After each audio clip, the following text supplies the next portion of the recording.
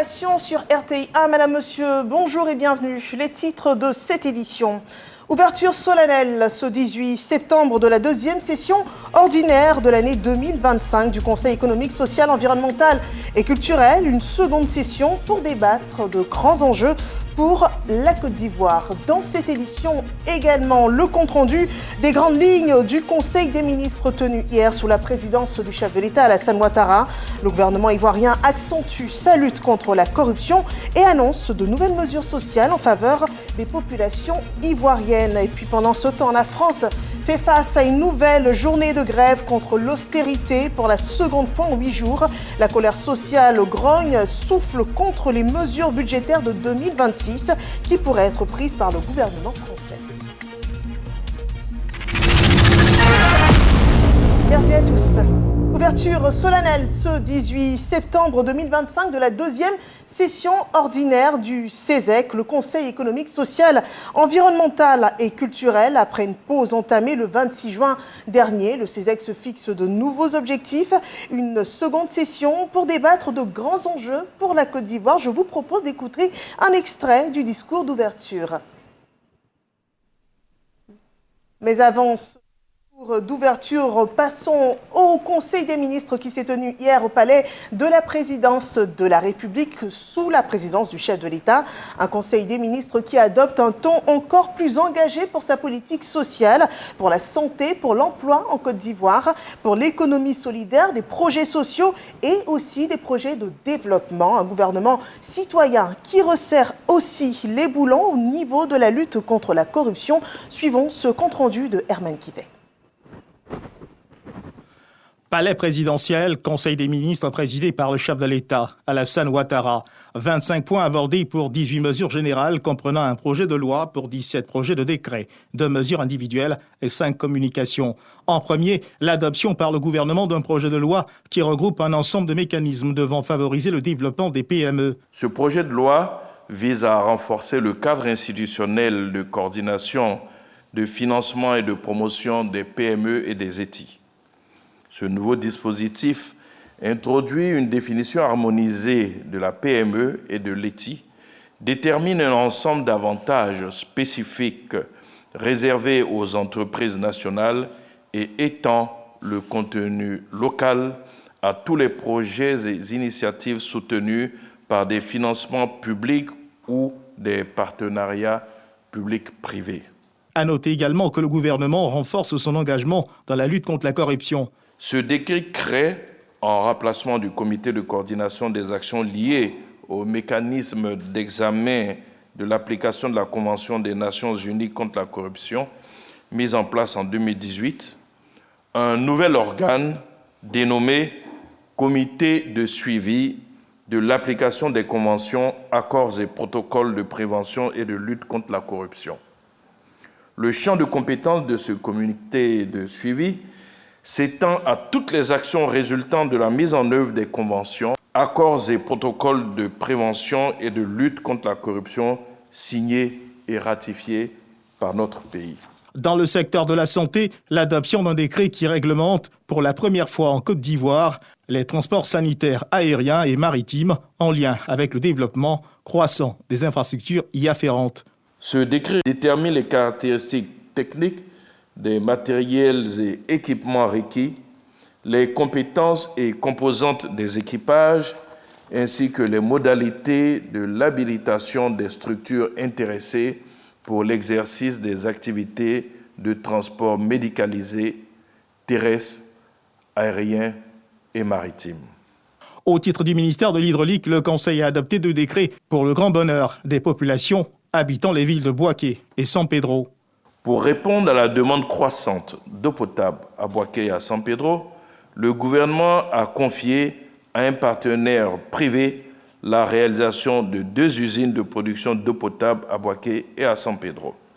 Ces 2 décrets approuvent séparément les 2 conventions signées avec la SI2E. Au titre du ministère des Finances du Budget, la mobilisation des ressources est jugée satisfaisante à fin juin 2025. Les ressources mobilisées hors comptes spéciaux du Trésor à fin juin 2025 s'élèvent globalement à 8 243,5 1,5 milliard de francs CFA pour une prévision de 8 236 milliards de francs CFA, soit un taux de réalisation de 100,1%.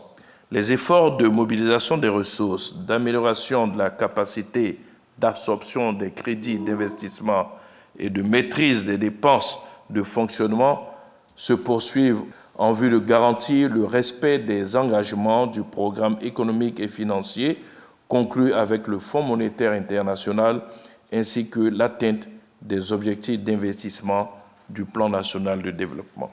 Pour ce qui concerne les communications abordées au cours de ce Conseil, l'on retient le compte-rendu de la mission effectuée par le Premier ministre Robert Begré-Mambé qui conduisait une délégation de haut niveau à Yokohama au Japon au cours de la TICAD 9. Au cours de cette mission, d'importants accords de partenariat ont été signés avec des partenaires japonais dans plusieurs secteurs d'activité, infrastructures, ressources humaines, éducation, industrie et agriculture. Le prochain Conseil des ministres est fixé au 1er octobre 2025. Et pendant que l'État agit considérablement sur le plan national, il renforce aussi ses liens avec les institutions internationales, parmi lesquelles la Banque africaine de développement, dont le siège est d'ailleurs à Abidjan. Le chef de l'État ivoirien s'est entretenu hier avec le nouveau président Sidi Ould Tah. Une rencontre de reconnaissance avec une revue des intérêts communs, tels que le portefeuille de la Côte d'Ivoire au sein de la BAD, et aussi une rencontre qui a poussé la vision de l'avenir économique de l'Afrique. On en parle avec Emma Guivet. Le président de la Banque africaine de développement, Sidi Ould Tah, reçu en audience par le chef de l'État, Alassane Ouattara, au palais présidentiel. Élu 9e président du groupe de la Banque africaine de développement, Sidi Ould Tah a tenu à exprimer ses remerciements au chef de l'État, Alassane Ouattara, pour le soutien accordé. J'ai eu l'honneur d'être reçu par son Excellence le président Alassane Ouattara. C'était pour moi l'occasion de remercier son Excellence pour tout l'appui qu'il m'apporte et pour l'accueil chaleureux dont j'ai été l'objet depuis mon arrivée à Abidjan pour prendre service en tant que président du groupe de la Banque africaine de développement. J'ai remercié aussi son Excellence pour tout l'appui que le groupe de la Banque africaine de développement reçoit du gouvernement et du peuple ivoirien. J'ai aussi présenté à son Excellence la situation du portefeuille de la Côte d'Ivoire au niveau de la Banque africaine de développement. C'est une situation excellente et c'était aussi l'occasion de recueillir les orientations et les directives de son Excellence le Président de la République sur les questions d'intérêt mutuel entre le groupe de la Banque africaine de développement et la République de Côte d'Ivoire. Pour rappel, Sidi Ould Tah a été élu par le Conseil des gouverneurs de la Banque, composé des ministres des Finances et de l'Économie ou des gouverneurs des banques centrales des 81 pays membres, régionaux et non régionaux, du groupe de la Banque. Et nous partons à présent pour Dubaï. La présidence de l'UPU échappe à la Côte d'Ivoire. Les élections pour le poste de directeur général et vice-directeur général de l'Union postale universelle viennent de se tenir. Le candidat de la Côte d'Ivoire, Isaac Nyamba Yao, en lice pour la vice-direction générale, s'est incliné face à la Slovène Marianne Oswald, qui a obtenu 63% des suffrages exprimés. Nous retrouvons maintenant Khalil Diomandé en direct de Dubaï. Bonjour Khalil, finalement, pas de poste pour la Côte d'Ivoire. C'est une mission finalement infructueuse pour notre pays. Quels facteurs ont joué en défaveur du candidat ivoirien ? Bonjour Marine Cognan, vous l'avez signifié, la balance n'était malheureusement pas en faveur de la Côte d'Ivoire aujourd'hui. Le candidat ivoirien Isaac Nyamba Yao était face au vice-directeur général sortant de l'Union postale universelle, le Slovène Marianne Oswald, qui comptabilise déjà 4 années d'expérience à ce poste et donc naturellement a pu bénéficier de nombreux soutiens. D'ailleurs, les résultats du scrutin le prouvent. Sur 157 pays votants, 99 ont accordé leur suffrage à Marianne Oswald contre 57 pour Isaac Nyamba Yao, bien que sa candidature ait été portée par l'Union africaine. Eh bien Marine, même si la victoire n'est pas au rendez-vous cette année pour la Côte d'Ivoire, Isaac Nyamba Yao est bien parti pour occuper le poste de vice-directeur général de l'UPU à la mandature de 2029, car son bilan en qualité de président du conseil d'administration a été jugé satisfaisant et même félicité à ce congrès de Dubaï. Et puis le Slovène Marian Oswald, lui, ne pourra plus se présenter en 2029, le nombre de mandats étant limité à 2. Il en est de même pour le directeur général de l'UPU, le japonais Masahiko Metoki, qui lui également a été réélu à l'unanimité aujourd'hui pour un second mandat. À noter également que le ministre Ibrahim Khalil Konaté, ministre de la Transition numérique et de la digitalisation, a aussi effectué le déplacement à Dubaï pour témoigner la solidarité du gouvernement et du chef de l'État Alassane Ouattara au candidat de la Côte d'Ivoire, Isaac Nyamba Yao.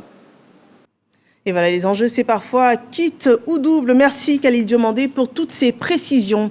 La Côte d'Ivoire mise aussi sur un autre terrain, celui de la technologie.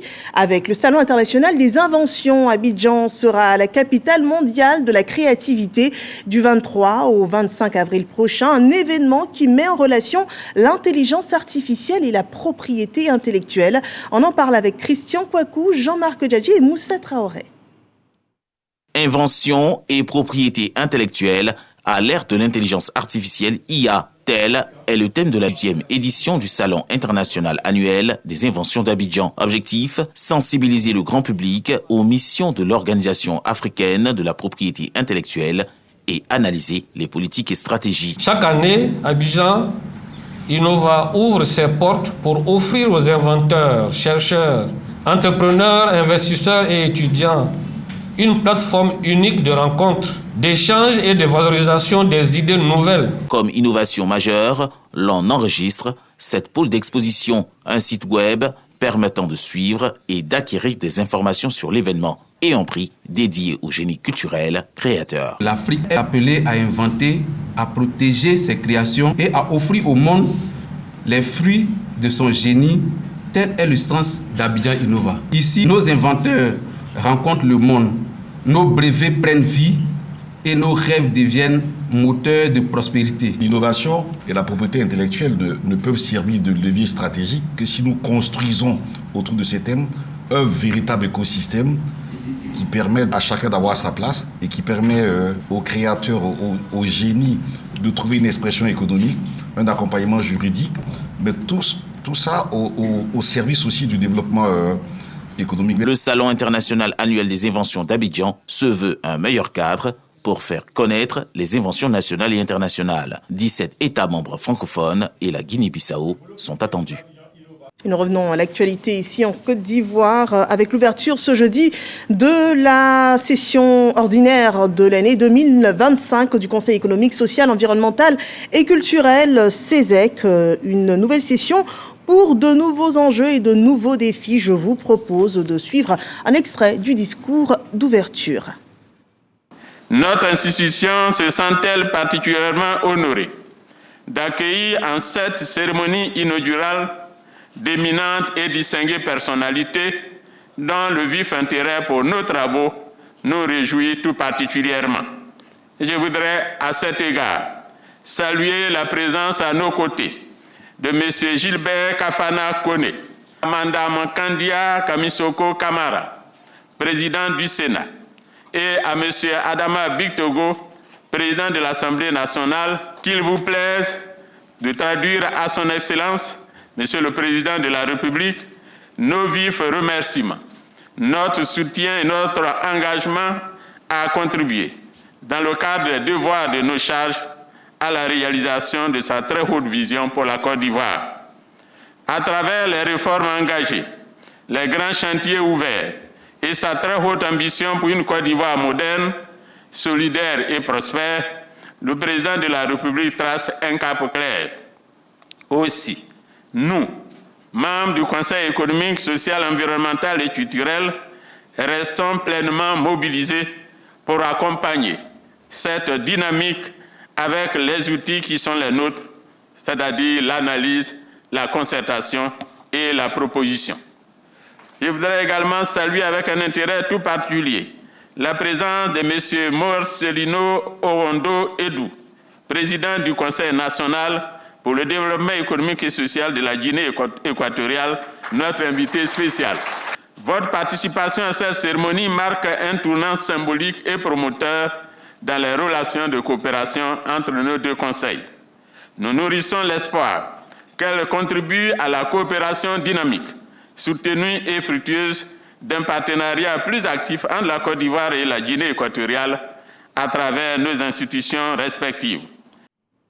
Et voilà, des objectifs sont fixés aussi à chaque secteur d'activité en Côte d'Ivoire pour la modernisation des services. Et au niveau de la santé, les biologistes veulent jouer leur partition avec une nouvelle organisation qui coordonne leur activité. Ces biologistes médicaux de Côte d'Ivoire, leurs missions et objectifs sont rapportés par Michel Mambo. Pharmaciens ou médecins biologistes, professionnels de la santé, partenaires nationaux et internationaux, réunis pour prendre part à cette Assemblée générale extraordinaire qui lance les activités de l'ABIOMSI, Association des biologistes médicaux de Côte d'Ivoire. Élu pour 3 ans à la tête de la structure, Guy-Roger Zougrou dévoile son plan d'action, une stratégie basée sur 6 axes principaux, dont l'axe du renforcement de la gouvernance de notre association, également l'établissement d'un réseau de partenaires, la promotion de la biologie médicale, la protection des droits des biologistes, la réglementation du secteur. Et partant, Guy-Roger Zougrou salue les efforts consentis par le gouvernement. C'est la satisfaction de tous les biologistes envers les actions que notre gouvernement, le gouvernement de Côte d'Ivoire, à travers son Excellence, Monsieur le Président de la République, adopter le projet de loi sur la biologie médicale qui est un élément capital pour nous, pour que notre système soit renforcé. Pour mener à bien son mandat allant de 2025 à 2027, le nouveau président de l'ABIOMSI entend fédérer les acteurs du domaine de la biologie médicale. Objectif, lui donner un souffle nouveau. Et dans bien des cas, la santé se lie à la sécurité routière. En Côte d'Ivoire, c'est bien connu, la prise en charge des accidentés de la route est orchestrée par le Fonds de garantie automobile. La structure étend son champ d'action par une convention avec le CHU d'Angré. Objectif réactivité, Juliette Ouya. Désormais, tout accidenté de la circulation admis au centre hospitalier universitaire d'Angré est gratuitement et intégralement pris en charge. Cette bonne nouvelle résulte de la signature d'une convention entre le Fonds de garantie automobile et le CHU d'Angré. Nous, ça nous facilite les choses. Alors, c'est la prise en charge systématique. Vous savez que le problème que nous avons dans les centres hospitaliers, souvent, c'est qui paye les frais. C'est vrai que le gouvernement nous ordonne de prendre en charge tout le monde, de soigner d'abord et puis de recouvrer après. C'est ce que nous faisons. Mais avec le FGA, nous soignons, mais nous sommes sûrs que nous allons recouvrer les frais. C'est de permettre que toutes les victimes d'accidents de la voie publique puissent être prises en charge systématiquement, ce qui n'était pas le cas avant. Parce qu'un certain nombre de victimes, quand elles arrivent au CHU, ne sont pas prises en charge du fait de manque de moyens. Et cette convention est donc là pour réguler, pour réguler notre action, notre collaboration, ce qui va guider notre collaboration durant toute cette période. L'objectif, c'est de permettre que les victimes, lorsqu'elles arrivent à l'hôpital, soient prises en charge systématiquement et que tous les actes qu'engage un accident, c'est-à-dire la prise en charge en ce qui concerne les médicaments, en ce qui concerne les intrants, même l'hospitalisation est prise en charge dans le cadre de ce processus. Ce partenariat entre le Fonds de garantie automobile et le Centre hospitalier universitaire d'Angré s'inscrit dans le prolongement de la réforme du dispositif de prise en charge des frais médicaux des victimes d'accidents de la voie publique en Côte d'Ivoire. Dans le monde animal, on parle aussi de prévenir, protéger et soigner. La démarche suscite un atelier au centre antirabique de Cocody. Vétérinaires et éleveurs renforcent leurs compétences en biosécurité dans le cadre d'un partenariat avec la France. Les explications dans ce reportage de Yonan Dioré et Jean-Marc Djadji. Une dizaine d'éleveurs et vétérinaires formés en biosécurité et en santé animale. Initié par le ministère des Ressources animales et halieutiques, cet atelier a pour objectif de renforcer les compétences des participants. Nous avons, dans le cadre de notre coopération avec Vet AgroSup de Lyon, nous avons donc engagé des discussions qui ont abouti à la mise en place d'une formation en matière de bien-être animal. Vous savez aujourd'hui que la direction des services vétérinaires s'appelle Direction des services vétérinaires et du bien-être animal. C'est un concept qui paraît nouveau, avec beaucoup d'interprétations. Et donc c'est bien que nos acteurs soient formés dans ces notions de bien-être-là et que nous-mêmes, au sein de la DSV, nos capacités soient renforcées. Cette session de formation a également facilité un partage d'expériences entre les experts ivoiriens et français. Donc, typiquement sur un partenariat comme celui que nous avons construit ici avec le ministère des Ressources animales et halieutiques et les équipes de nos collègues ivoiriens, nous sommes dans cet esprit avec un partenariat qui est le fruit d'un long processus de réflexion, de partage et de maturation depuis plus de 2 ans maintenant depuis nos premières rencontres pour aboutir au développement de solutions qui soient réellement, nous l'espérons, adaptées en adéquation avec l'agenda de la Côte d'Ivoire, avec ses priorités. Financé par l'Union européenne, ce programme s'inscrit dans le cadre du projet VESPA, VET AgroSup Stewardship Programme for Agriculture and Health, une opportunité pour la Côte d'Ivoire de renforcer sa capacité en matière de santé animale. La santé animale et aussi santé publique. Sauver des vies, c'est aussi assurer la disponibilité de ressources vitales telles que le sang. À Boundiali, au nord de la Côte d'Ivoire, le risque est réduit avec un centre de transfusion sanguine qui est ouvert dans la ville. Il devrait servir toute la région de la Bagoué, nous dit Soro Corona. La région de la Bagoué ne dispose pas de centre de transfusion sanguine.